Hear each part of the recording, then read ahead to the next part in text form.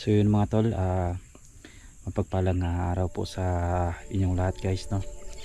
So nakita natin na sobrang pangit ng mukha, no. So mga tol, no, hindi ko alam kung anong klase na nilalang po yun nakita po natin. Kaya no, kanina mga tol, nakita natin yung pagpatay sa mga tao dito, kung sino yung makikita niya, no. Kaya pinatay niya, sinunog niya, at binaon niya sa lupa. So bago niya binaon sa lupa mga tol, kailangan niyang patayin, kunan ng mga tinae at mga laman loob sa katawan, at pugutan niya ng liig. Kaya yun, parang tinatawag yan mga tol na chop chop yata, no. Kaya mag-ingat po ako dito guys, no.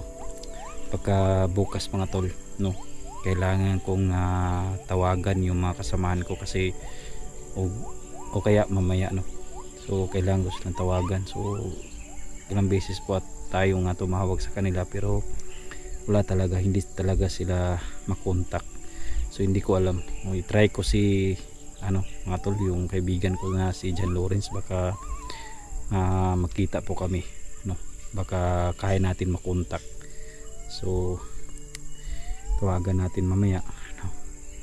Kaya dito tayo sa area guys, no. Dito tayo sa area na critical, kaya hindi pa rin tayo nakauwi. Buti nga mayroong tumulong sa atin kanina na makakain tayo, pero yun, sabi niya napakadelikado daw to, itong area. Kaya yun mga tol, maraming salamat sa suporta nyo na ibinigay nyo po sa akin. Nandito pa tayo sa bundok na ito. So sa mga viewers natin, no, sa mga silent viewers, huwag kayong mag-alala guys, dahil habang nandito po tayo sa bundok na ito, ipagpatuloy po natin na makalabas po tayo dito.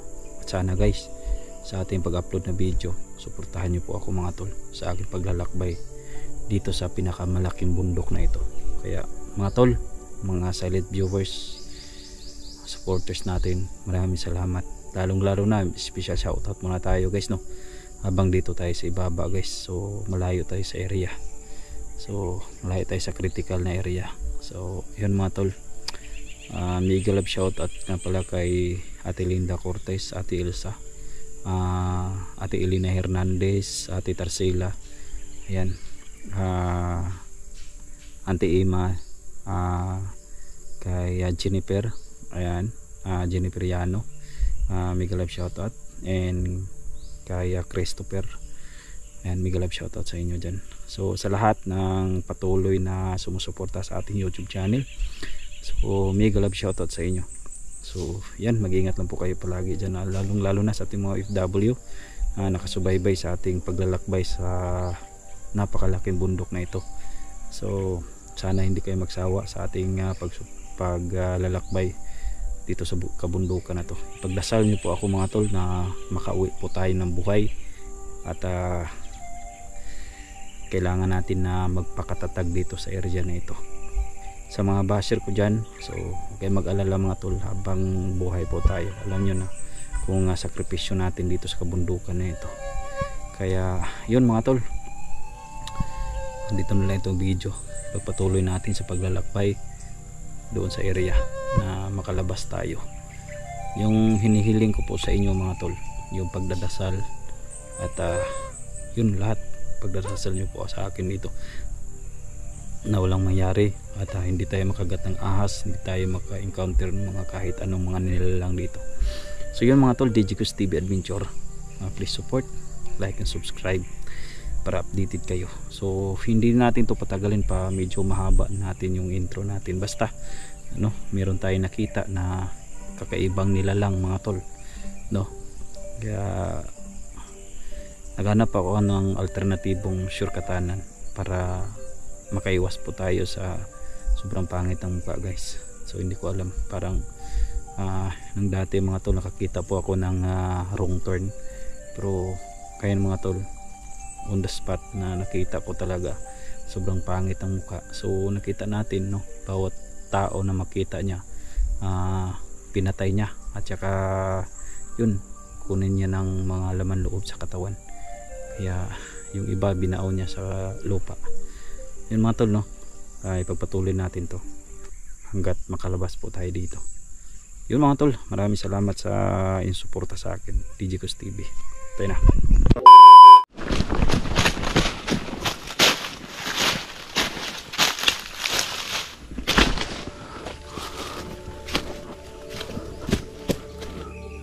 Yan mga tol, kailangan tayo magmasi dito sa area na ito.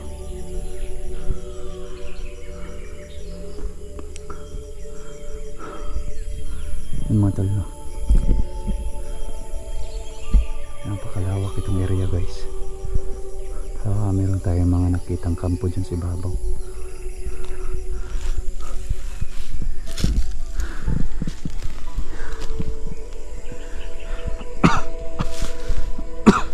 Upo na tayo dito sa kagubatan. Tingnan nyo yung kagubatan guys, oh. Pero may mga ano pa doon guys.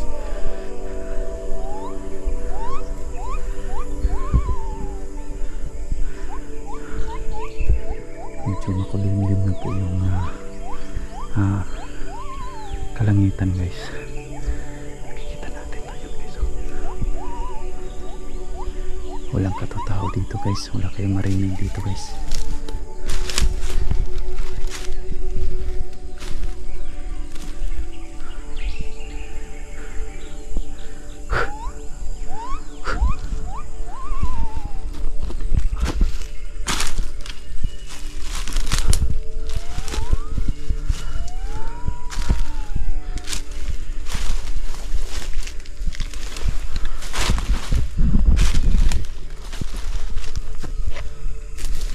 Mga viewers natin, no, meron tayong baril na dala ngayon in case sa emergency naman, no, meron tayong baril dito sa area na ito.